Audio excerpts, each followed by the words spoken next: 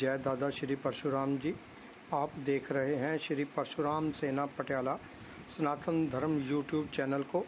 इस धार्मिक चैनल को लाइक शेयर और सब्सक्राइब करें जी।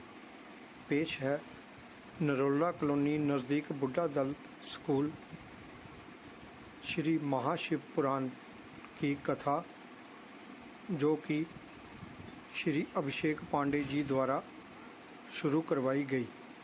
धन्यवाद। जय दादा श्री परशुराम जी। हर हर महादेव।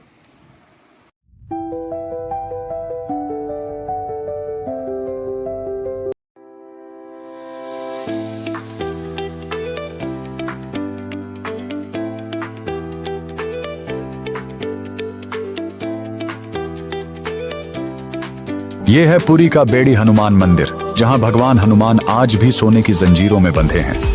लेकिन जिस हनुमान को रावण जैसा अहंकारी नहीं बांध सका, उसे इस मंदिर में किसने, क्यों और कैसे बांधा? इस मंदिर की कहानी शुरू होती है समुद्र की भक्ति से, जो पूरे पुरी शहर के लिए एक महासंकट बन गई। समुद्र देव अपनी भक्ति में इतने व्याकुल थे कि वो भगवान जगन्नाथ के चरण छूने के लिए अपनी विनाशकारी लहरों के साथ बार बार पूरे शहर को तहस नहस कर देते थे। इस महाविनाश को रोकने के लिए भगवान जगन्नाथ ने हनुमान जी को समुद्र के किनारे पहरा देने के लिए तैनात किया, और समुद्र रुक गया, लेकिन सिर्फ कुछ समय के लिए। लेकिन रुकिए, भगवान जगन्नाथ एक बात भूल गए थे। जब भी पुरी शहर में कहीं भी राम भजन या कीर्तन होता, हनुमान अपना पहरा छोड़कर वहां पहुंच जाते, और उनके जाते ही समुद्र को फिर से मौका मिल जाता और शहर पर फिर से संकट आ जाता। तब भगवान जगन्नाथ ने वो किया जो कोई सोच भी नहीं सकता था। वो खुद उसी समुद्र तट पर आए और हनुमान से कहा, तुम्हारी शक्ति इतनी है कि तुम्हें कोई और नहीं रोक सकता, इसलिए आज मैं स्वयं तुम्हें कर्तव्य की इन बेड़ियों में बांधता हूँ। और जिस जगह पर भगवान ने अपने भक्त को बांधा था, उसी स्थान पर बाद में यह बेड़ी हनुमान मंदिर बनाया गया।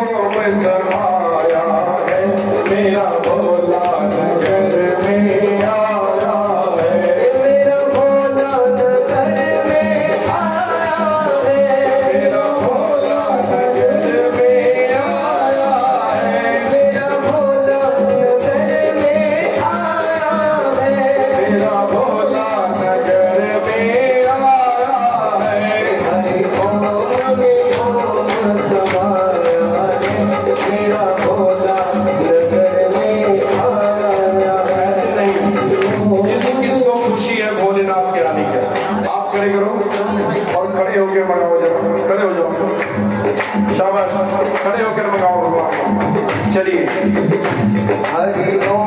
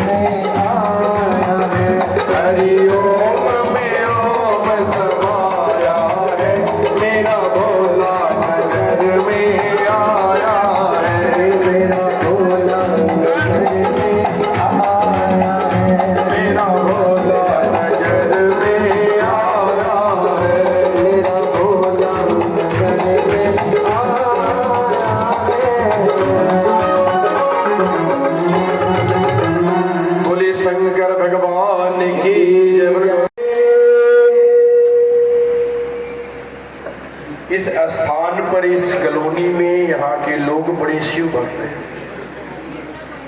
बहुत प्रेम भाव सम्मान शिव की इस कथा को मिला। कई कहते हैं पंडित जी आपने हमारी पूजा में नंबर नहीं लगाए, कई कहते हैं पंडित जी आपने हमारे लंगर के लिए मना कर दिया, कई कहते हैं पंडित जी हम आते हैं बैठने का स्थान नहीं मिल पाता, हम बाहर से ही चले जाते हैं, आपकी आवाज सुनते हैं। देखिए इस कथा का रूप इतना बड़ा होता है कि जिसमें जिस स्थान पर जिस जगह पर स्वयं भगवान आए हो वो स्थान कभी पूर्ण हो ही नहीं सकता, क्योंकि भगवान से हर कोई मिलना चाहता है। और रही बात आप लोगों के प्रेम श्रद्धा भक्ति भाव लंगर की, तो एक दाना अगर आपके श्रद्धा का अर्पण हो गया तो वही लंगर है। इस बात का मन में बिल्कुल मलाल न रखिए कि आपका लंगर या आपके नाम से या आपके परिवार के नाम से एक दिन की पूजा नहीं हुई, एक दिन का लंगर नहीं। क्योंकि जब कथा का प्रारूप तैयार हो रहा था तो केवल मात्र एक प्राणी संसार का था जिसने कहा जो होगा देखा जाएगा, पंडित जी आप आगे बोलो। बाद में पता चला कथा के प्रति, भगवान के प्रति, भोलेनाथ के प्रति एक बहुत बड़ी भक्तों की फौज है। प्रेम से बोलिए हर हर। तो भगवान इस कॉलोनी पर, यहाँ के लोगों पर और इस शहर के लोगों पर सदैव कृपा बनाए रखें। पुनः जब कभी भी भोलेनाथ की इच्छा हुई तो आप लोग अपने अपने स्थान पर बैठोगे भी और खूब आनंद मंगल से अपने नाम की पूजा भी और अपने नाम का रुद्राभिषेक भी और अपने नाम का भंडारा भी चलाओगे। हमारे इस कथा में हमने कई श्रद्धालुओं को, कई भक्तों को जोड़कर थोड़ा थोड़ा लंगर को उनको एक एक दिन में शिफ्ट किया है। भगवान कहते हैं कि श्रद्धा और विश्वास से तुम्हारा एक कण भी मुझे स्वीकार है, लेकिन धन के अहंकार और मद लोभ में तुम लाखों खर्च कर दो मेरे किसी काम का, तो श्रद्धा भक्ति भाव का कोई मोल नहीं है। यहाँ भगवान भोलेनाथ की 10 भुजाएं हैं और कितने नेत्र हैं? अब 3 नहीं बोल रहे आप लोग, पहले 3 बोल रहे थे, 15 बोल रहे हो। गणित उल्टी हो गई। गणित कैसे उल्टी हो गई भाई? क्योंकि आपके अंदर का ज्ञान बढ़ा। क्या बढ़ा है? जब आपके अंदर का ज्ञान, आपके अंदर का शिव बोलेगा तब आप सत्य बोलोगे, और जब आपके अंदर का शिव आपके ज्ञान को बढ़ाएगा तो भगवती की कृपा जरूर आप पर आएगी। प्रेम से बोलिए भगवती माता की जय जयकारा। फिर बजेंगे हर हर।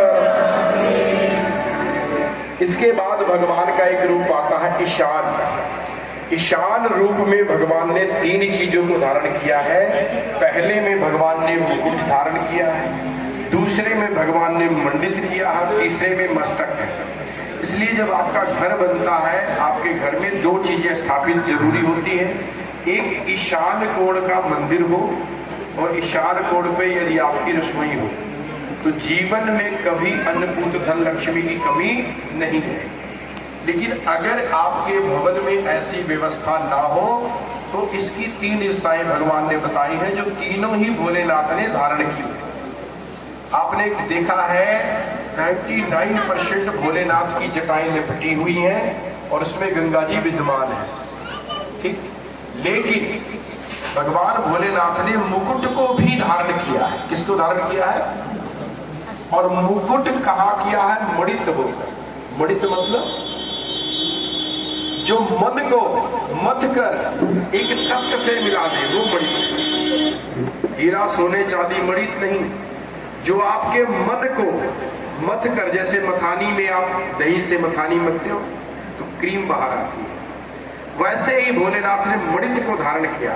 यानी आपके अंदर की श्रद्धा जब इतनी मथ दी जाए, मणित हो जाएगी, क्रीम रूप में आप शिव भक्त बनकर बाहर आओ, तो आपका मस्तक जो है क्या होगा?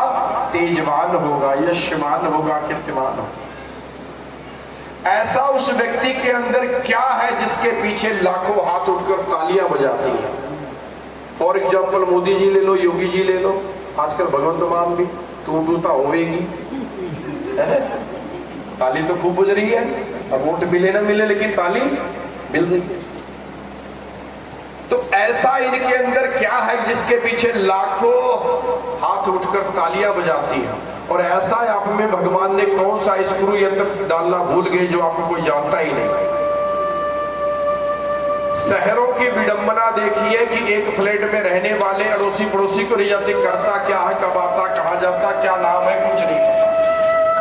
और गांवों की विडंबना है कि ओरिजिनल नाम ही कोई नहीं जानता, गोलू मोलू सोलू फलाने दा मुंडा। लेकिन दोनों के बीच में कोई ऐसा एक व्यक्ति हो जो समाज के लिए, धर्म के लिए, परोपकार के लिए, भक्ति के लिए, भाव के लिए, भंडारे के लिए, कथा के लिए, पूजा के लिए हमेशा आगे रहता हो, उसको पूरा शहर जानता है। किसी का भी नाम ले लिया, कारण है कि उसने अपने मन की व्यथा को मथा है, और मन की व्यथा को जो मथेगा वो स्वयं फुल क्रीम की तरह उज्जवल होकर उसका तेज उसके सामने प्रत्यक्ष होगा। प्रेम से बोलिए हर हर। तो भगवान के ईशान मंत्रों में, ईशान गुणों में 3 चीजें आई हैं, मुकुट, मंडित और मस्तक। तीनों का सूक्ष्म भाव मां ही है, और मां में मां भगवती है, कोई दूसरे नहीं। अगला आता तत्पुरुष मंत्र, बोलते ना पंडित जी, तत्पुरुषाय विद्महे वासुदेवाय धीमहि तन्नो कृष्ण। फिर तत्पुरुषाय विद्महे अघोराय धीमहि तन्नो शिवाय। व्हाट इज दिस तत्पुरुष? जो सभी देवताओं को आह्वान कर लेते हैं। बार बार आपने मंत्र सुने होंगे पंडित जी द्वारा, तत्पुरुषाय विद्महे, तत्पुरुषाय विद्महे, तत्पुरुषाय विद्महे। What is this? क्या है? एक लाइन में सभी देवता आते हैं। तत्पुरुषाय विद्महे हनुमंतये नमो नमः, तत्पुरुषाय विद्महे कृष्णाय नमो नमः, तत्पुरुषाय विद्महे सूर्याय नमो नमः, तत्पुरुषाय विद्महे गात्री नमो नमः, तत्पुरुषाय विद्महे भगवती नमो नमः। सब आ गए। है क्या तत्पुरुष? है। आप इस कथा से उन तत्वों को, उन जानकारियों को लेकर अपने घरों में जाएंगे इस 7-9 दिन के बाद, जो शायद जीवन में कभी आपने सुना हो या जाना हो या इसको समझा हो। आप ग्रंथ पढ़ रहे हैं, सबने शिव महापुराण पढ़ी होगी, सबने सीरियल को देखा होगा, सबने कथाओं को सुना होगा, लेकिन कथाओं के अनछुए पहलुओं को छूकर जो ज्ञान आप अर्जित करेंगे वो आपके कर्म और धर्म दोनों को दिशा देंगे। अगर आपके घर में आकर कोई ब्राह्मण उल्टे सीधे कर्म कराएगा ना, तो आप रोक सकते हो, पंडित जी ऐसे नहीं, ऐसे होना चाहिए। लेकिन वैदिक रीति को, लौकिक रीति को नहीं रोक सकते आप। लौकिक रीति का मतलब है लोगों द्वारा बनाई गई रीति, और वैदिक रीति का मतलब है वेद पुराणों में लिखे गए विद्वान पद्धति। तो वैदिक रीति से अगर कोई पूजा पाठ में गलती करता तो आप रोकने के अधिकारी हो, और लोका रीत को रोकोगे तो पिटने के अधिकारी हो। दोनों बातें ध्यान रखना, क्योंकि लोगों द्वारा बनाई गई रीति जो उनके माँ बाप कराए वही वो करेंगे, मानेंगे है नहीं, ज्यादा बोलोगे तो लड़ पड़ेंगे। लेकिन वैदिक रीति एक ही है। आप भारत के किसी कोने में चले जाओ, पंजाब में, जम्मू कश्मीर में, आसाम में, बंगाल में, कलकत्ता में, मुंबई में, महाराष्ट्र में, हैदराबाद में, कहीं भी चले जाओ, एक ही मंत्र मिलेगा। ओम स्वस्ति न इंद्रो बृहस्पतिर्वा गजाननम भूतगणाधीशम। शिव के वही मंत्र, विष्णु के वही मंत्र, ये नहीं बदल रहे हैं। कारण क्योंकि ये वैदिक है। क्या है ये? वैदिक है। जो वेद पुराण कहेंगे, वेद पुराण का जन्म आपको मैंने बताया कहां से प्रारंभ हुए। वेद पुराण लिखा किसने? कहते जी ऋषियों ने लिखा। ऋषि को क्या पता था? जिसका ज्ञान कम है। वेदों की रचना ऋषियों ने नहीं की, मैंने कथा में आपको बताया था। तो यहां भगवान के तत्पुरुष रूप का वर्णन आता है। तत्पुरुष का मतलब जो हर तत्व में विद्यमान हो और जो पुरुषार्थ को धारण कर ले, पुरुषार्थ से परे होकर सबको सिद्ध कर दे, वो तत्पुरुष है। मां भगवती का हाथ देखते हुए नारद ने क्या कहा? इसका पति के ना जन्म का पता, ना मृत्यु का पता, ना माँ है ना बाप है, यानी शिव वो ऐसे देवता हैं जो हर तत्व में विद्यमान है और पुरुषार्थ इतना शक्तिशाली है जो कभी किसी के सामने झुके ही नहीं, कभी किसी की तपस्या की ही नहीं, कभी किसी से कुछ मांगा ही नहीं और कभी किसी समस्या किसी श्राप से डरे ही नहीं। और दानी ऐसे जिसने सब दान कर दिया, बाबा बर्फानी योगर दानी, भूखे को भोजन प्यासे को, ऐसा कुछ भी नहीं जो अपने पास रखना चाहते हो। लेकिन एक चीज है जो इन्होंने कभी किसी को दिया ही नहीं। आगे कथा आप सुनेंगे। मैं आपको बार बार कहता हूं, शिव महापुराण की कथा आपकी परीक्षा लेगी। हर दिन हर घड़ी हर पल आपकी परीक्षा लेती। जो प्यारे ध्यान से मग्न होकर सुनेंगे वो तर जाएंगे और जो नहीं सुनेंगे अपने घर जाएंगे। प्रेम से बोलिए है ना। अगली बात आती है वामदेव। भगवान भोलेनाथ ही वामदेव ही। वामदेव का मतलब भगवान के उस रूप को वर्णन किया गया है जिस रूप में शरीर को धरती के सुपुर्द होकर वामांग कर दिया जाता है। अर्थात अघोरी सन्यासी जो गृहस्थी में कभी पड़े ही नहीं, उनके शरीर को तत्व नहीं मिलता। कौन सा तत्व नहीं मिलता? अग्नि तत्व, वायु तत्व, जल तत्व। उन्हें क्या मिलता है? समाधि। क्या मिलती है? बड़ा सा गड्ढा खोदो, गुरुजी चले गए, रख दो, ऊपर से मिट्टी डाल दो, जय गुरुजी। ये हिंदू धर्म में भी है, दूसरे धर्म में भी है। बलिपुर आप जानते हैं, इसको कहते हैं वाम। क्या कहते हैं? इस तत्व का मतलब है जो शारीरिक संरचना से परे रहा, जिसने भगवान के रूप का तो श्रवण किया लेकिन भगवान के नियम को नहीं माना। इसको नहीं माना। और सृष्टि का नियम क्या है? गृहस्थ जीवन ही सृष्टि का आधार है। ये जो साधु सन्यासी सुबह आपके घर का बेल मारने वाले, अलख निरंजन, बापे को कुछ दे दो, ये लोग क्या है? ये समाज से वामांग हो चुके, समाज से अलग हो चुके। ये कहते हैं कि हमने संसार त्याग दिया, हमने गृहस्थी त्याग दी, हमने मोह माया त्याग दिया, हमें परिवार नहीं चाहिए, पुत्र नहीं चाहिए, कुछ नहीं चाहिए। ठीक, आप तो बाबा आए हो, बहुत अच्छी बात है, आओ प्रेम से बैठो, आपको मैं चाय पिलाती हूँ, भोजन खिलाते हो। ना ना बाबा, थोड़ा दम दे से बाकी छोड़ सकते। उनका क्या मकसद है? केवल पैसा। आपने अपने जीवन में देखा होगा, किसी ने आपको कहा हे बाबा कुछ दे दे, आपने उसको 1 रुपया दे दिया, तुरंत भाग जाएगा। आपने कहा चाय पी लो, बिस्किट खा लो, खाना खा लो, ना जी ना। ऐसे लोग जो है समाज की रीतियों से परे हैं और परे होकर वो सिद्ध करते हैं कि हम सिद्ध पुरुष हैं। और नारायण कहते हैं जिसने गृहस्थी धारण की वो सिद्ध पुरुष है। क्योंकि नारायण को जोगी, सन्यासी, अघोरी, घर त्यागने वाले, जिम्मेदारी ना उठाने वाले, माँ बाप को कष्ट देने वाले, अपने जिम्मेदारियों से मुंह मोड़ने वाले कभी प्रिय हो ही नहीं सकते। कारण क्या है? कारण है हमारे भगवान स्वयं गृहस्थी है और गृहस्थी वालों में गृहस्थी वाले ही अच्छे लगते हैं। छड़े मलंगों की तो कोई ही बात ही नहीं।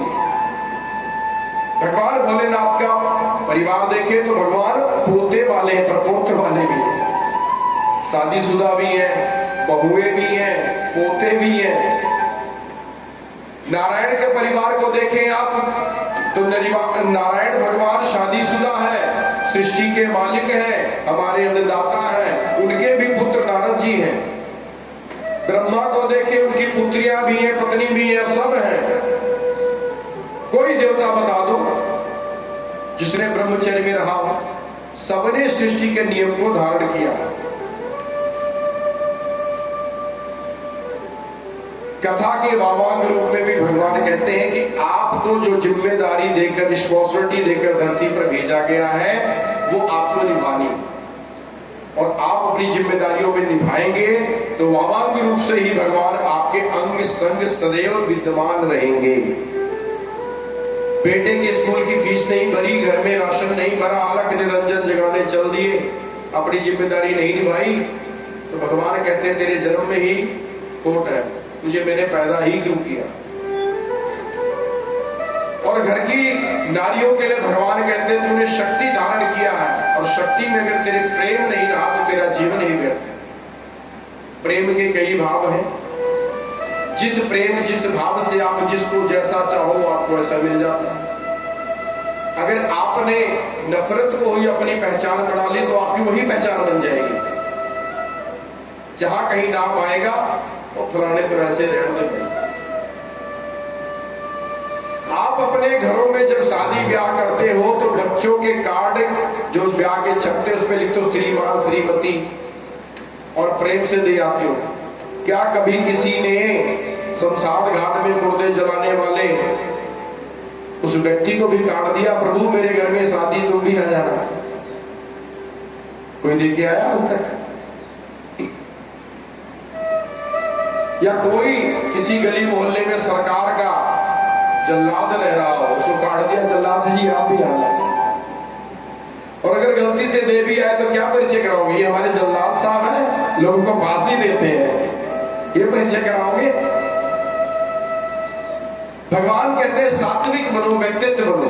हर एक की पहचान है, कोई गृहिणी है, कोई डॉक्टर है, कोई पुलिस है, कोई मास्टर है, कोई पंडित है, कोई ज्योतिषाचार है, कोई मिस्त्री है, कोई कुछ है।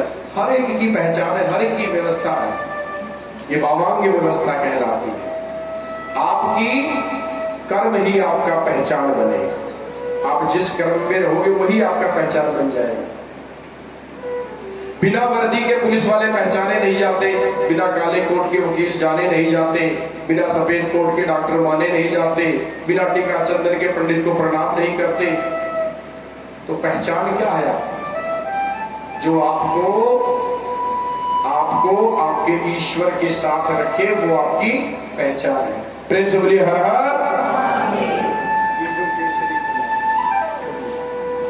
यहां भगवान भोलेनाथ की महिमा आती है कि राम युग में जब घोर युद्ध चल रहा था राम रावण का, तो रावण के पुत्र मेघनाथ युद्ध क्षेत्र में लड़ने के लिए जाते हैं। और जब लड़ने के लिए जाते हैं तो जाने से पहले लक्ष्मण जी ने अपनी भगवती अपनी मां को प्रणाम किया।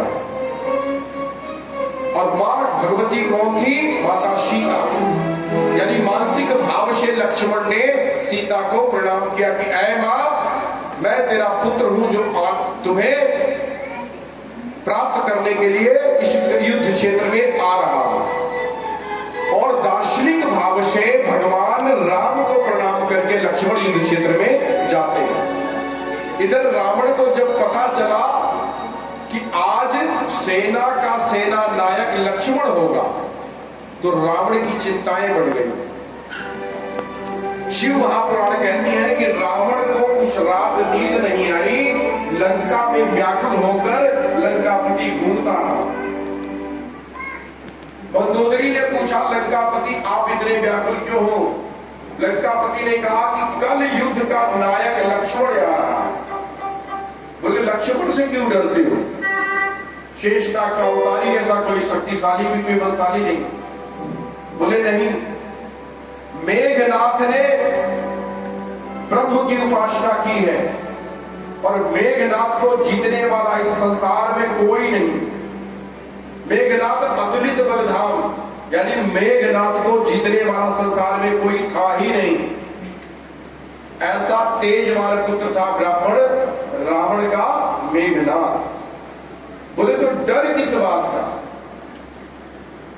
बोले ब्रह्म तेज को स्थापित करते हुए मेघनाथ को जो वरदान मिला था उस वरदान को सिद्ध करने वाला केवल मात्र एक व्यक्ति है, वो है राम की सेना में उसका भाई लक्ष्मण। राम कथा है। मैंने आपको सूक्ष्म परिचय दिया था, फ्लैक्सों पे आपने पढ़ा होगा। कि यथा कथा समय अनुसार कहीं हम लोग राम कथा भी गाते हैं, कहीं हम लोग भागवत भी गाते हैं। आज हम शिव महापुराण गा रहे हैं, नवरात्र में हमें देवी भागवत भी गाना है। कथाएं कोई भी हो, हर कथा का एक मायने। ये कथा शिव महापुराण से भी जुड़ी है और ये कथा राम कथा से भी जुड़ी। मंदोदरी ने पूछा, आप इस तरह से क्यों परेशान हैं? बोले, मेघनाथ को जीतने वाला इस धरती पर अगर कोई है तो राम का छोटा भाई लक्ष्मण है, जिसकी तपस्या, जिसकी सिद्धि, जिसका आशीर्वाद कोई काट ही नहीं सकता। मंदोदरी सोच में पड़ गई। बोले कि जब वो छोटा था तो राम के साथ था, विवाह हुआ तब भी राम के साथ था, एक ही वेदी पे चारों भाइयों का विवाह हुआ, और भगवान राम बने आए तब भी राम के साथ था। तो उसने तपस्या कब कर ली, सिद्धि कब प्राप्त कर ली? बोले, दशानन, या तो आपकी बुद्धि भ्रमित है या आप उलझ गए। लक्ष्मण के जीवन को देखो तो लक्ष्मण ने कभी तपस्या की ही नहीं।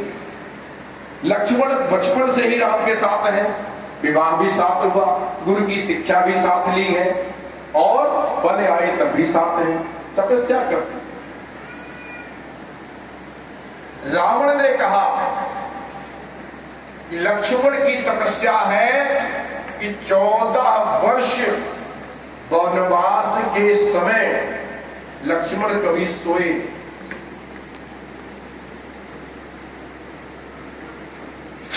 बोले क्यों?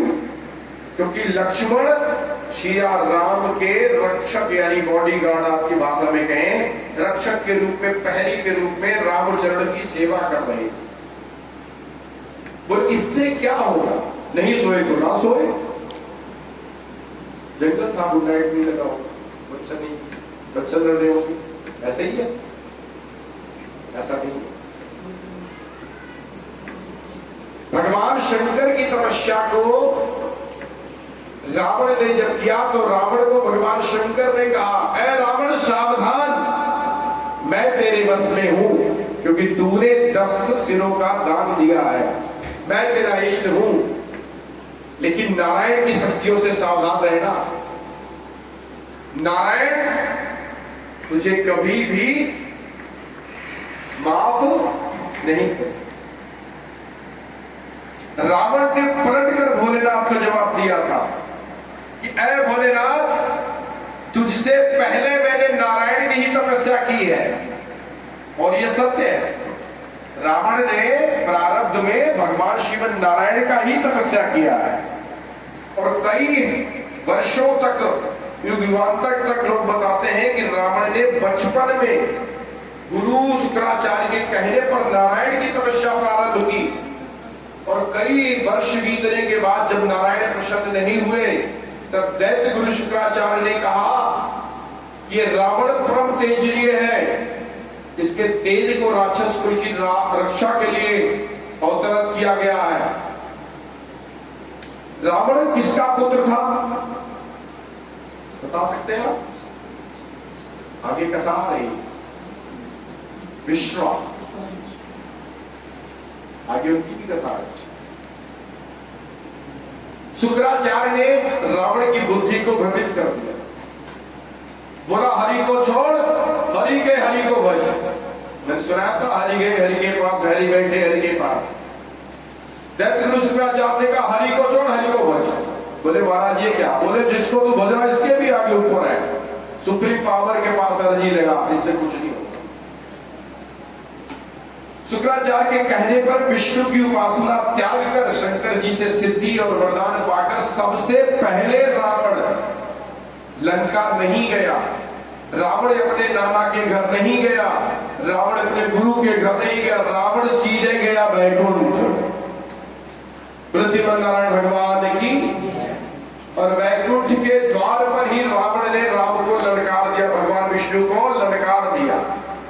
क्या ललकारा था कि ऐ विष्णु, जिस शक्ति पर तुझे घमंड है, जिस तपस्या के फल को देने के लिए तू मेरे पास नहीं आया, अब तू देख, मैं तेरे बनाए हुए इस संसार में जिसका तू राजा कहलाता मृत्युलोक में ऐसा तांडव मचाऊंगा, ऐसा त्राहि त्राहि मचाऊंगा कि तुझे चलकर मेरे दरवाजे तक आना पड़ेगा। भगवान श्री हरि मुस्कुराए, क्योंकि वैकुंठ द्वार पर ही रावण ने भगवान श्री नारायण को ललकारा था। मां लक्ष्मी ने कहा, अरे इसकी इतनी हिम्मत, मेरे दरवाजे पे आकर मेरे पति को कह रहा है। मां लक्ष्मी आई, बोली, ऐ रावण, जिस सिद्धि से, जिस वरदान के दम पर तूने मेरे पति का अपमान किया है, मैं तुझे श्राप देती हूं, मैं तेरे मृत्यु का कारण मैं बनूंगी। और अंतो अगत्वा कथा आप जानते हैं।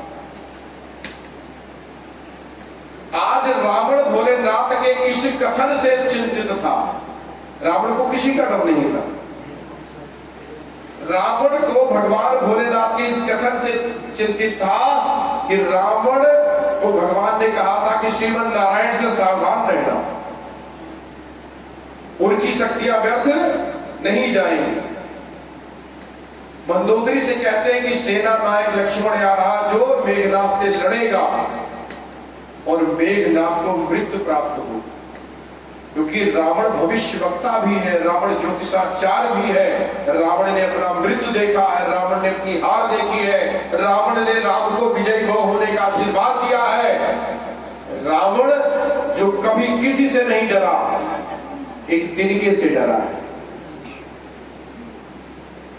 राम कथा को जब आप हृदय में श्रवण करोगे तो राम को जानोगे, जब शिव को श्रवण करोगे तो शिव को जानोगे।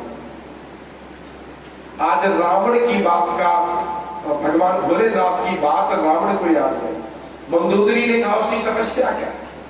बोले, तो तपस्या यही है कि 14 वर्ष से वो सोया नहीं है, और जो व्यक्ति कभी सोता नहीं वो कभी मरता नहीं। सोया मोया एक समान, क्यों कहा गया? जब तक आप बिस्तर पर लेटे नहीं तब तक आप जीवित हैं, लेकिन जिस दिन आप बिस्तर पर लेट गए, हर शाम लेट जाते हो, आपकी आंख बंद होती तो आपके शरीर के सारे एमसी गिर जाते हैं, सारी एनर्जी हाथ पैर आंख पर सब बंद हो जाता है। सिर्फ क्या चलती है? श्वास। क्या चलती है? लेकिन सुबह उठते तो सारे एमसी ऊपर हो जाते हैं, आंख कान नाक कान सब खुल जाते हैं। तो मंदोदरी ने कहा, इससे कहते हैं लक्ष्मण की ऊर्जा इतनी ज्यादा है जो मेघनाथ को रणभूमि में टिकने ही नहीं देगी। बोले फिर? बोले कुछ नहीं, अब लक्ष्मण को रोकने के लिए स्वयं भोलेनाथ को आना हो। रावण गया, भोलेनाथ की पूजा की, पूजा करके यहां स्तोत्र का वर्णन जटा गलित गलित। भगवान भोलेनाथ को रिझाने के लिए उसने तांडव स्तोत्र का रचना किया, और तांडव स्तोत्र की रचना से भोलेनाथ प्रसन्न होकर तांडव किया। और जब प्रसन्न भाव में बोले कि आप क्या मांगना चाहते हो, आपका वरदान क्या है, तो रावण बोला, हे प्रभु, आप स्वयं जाकर मेरे पुत्र को विजयी होने का, उनकी रण क्षेत्र में जाकर आप उनकी रक्षा करो। भगवान भोलेनाथ बोले, वरदान लेने आया कि आदेश देने आया? मैं लड़ने क्यों जाऊं? बोले, मेरे नाथ हो, मुझे वरदान देना हो तो आप मेरे पुत्र की रक्षा के लिए स्वयं जाओगे। भोलेनाथ ने कहा, तथास्तु। इधर मां भगवती को प्रणाम करके, सीता माता को प्रणाम करके लक्ष्मण आगे बढ़ते हैं। मां जगदम्बे, मां भगवती, मां लक्ष्मी, मां सीता, मां दुर्गा काली कहती, अरे आज तो मेरा पुत्र मृत्यु को गले लगाने जा रहा है। युद्ध में तो कुछ भी हो सकता है, AK-47 चले तो बंदा जय श्री राम। तो मां सीता कहती है कि प्रणाम तो कर लिया मेरे पुत्र ने, क्योंकि लक्ष्मण पुत्र समान देवर भी। तो माता सीता को चिंता हुई लक्ष्मण की, और लक्ष्मण की चिंता हुई तो माता ने स्वयं केशरी नंदन का आह्वान किया है कि तुम राम के बड़े भक्त बनते हो, आज राम का भ्राता मेरा पुत्र कष्ट में है, जाओ हनुमान जी युद्ध क्षेत्र में उसकी रक्षा करो। अब युद्ध क्षेत्र में कौन कौन है? शंकर जी किसकी तरफ से और लक्ष्मण की तरफ से। तो लड़ाई कैसे होगी? अरे राम रावण का दमाद तो लड़ाई कैसे हुई, और सीता लक्ष्मण की बहन तो भौजाई कैसे हुई। ये राम कथा का विषय। यहां तो शंकर जी भी युद्ध क्षेत्र में है और हनुमान जी भी युद्ध क्षेत्र में है, लेकिन एक बात आती है, शंकर सुवन केशरी नंदन। तो शंकर सुमन नहीं है, शंकर स्वयं केसरी है। क्या है? अब दोनों के काम संभालने हैं, रावण के भी और तो की जो केसरी के लाल। प्रेम से बिल्कुल सामने आगे बढ़ते हैं।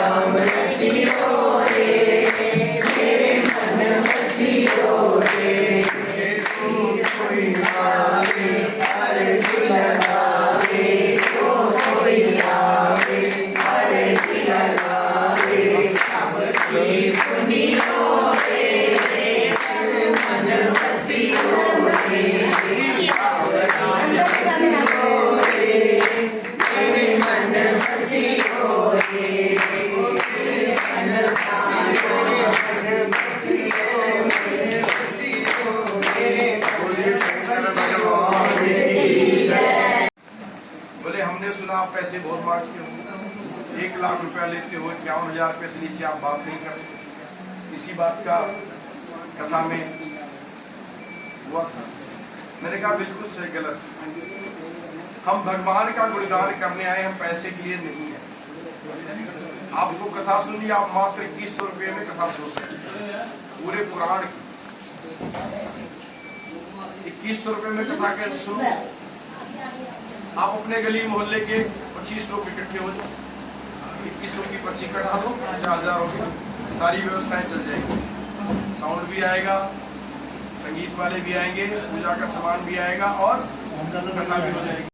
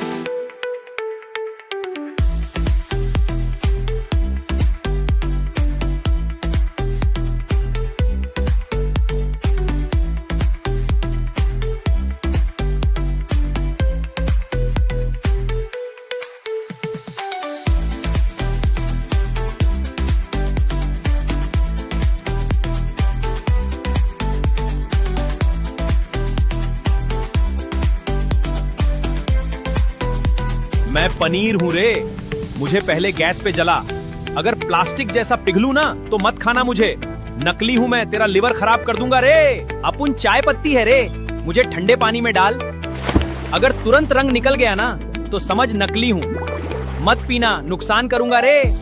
सुन भिड़ू, अपुन है शहद, पानी में डाल। अगर नीचे बैठ गया तो असली, वरना पूरा नकली। खाना मत, नुकसान करेगा रे। मैं नारियल तेल हूँ भाई, मुझे फ्रिज में रख। अगर पत्थर जैसा जम गया मतलब असली, वरना नकली। बाल खराब हो जाएगा पर। मैं दूध हूँ रे, मुझे कटोरे में निकाल, थोड़ा नींबू डाल। फट गया तो असली, वरना डिटर्जेंट वाला नकली। मत पी रे, किडनी फेल होगा। मैं देसी घी हूँ, मुझे हथेली पे रख। 3 सेकंड में पिघल जाऊं तो असली, वरना नकली मत खा रे, हार्ट अटैक होगा। मैं चावल हूँ रे, मुझे जला, पिघल गया तो नकली, जल गया तो असली, जला असली। प्लास्टिक मत खा रे, कैंसर होगा। लाडले, अपुन लाल मिर्च पाउडर है रे, पानी में डाल। रंग तुरंत ऊपर तैरा ना तो समझ नकली खेल है रे। ओए लाडले, ये वीडियो शेयर कर दे रे, ताकि सबको पता चले और सबकी हेल्थ सही रहे रे।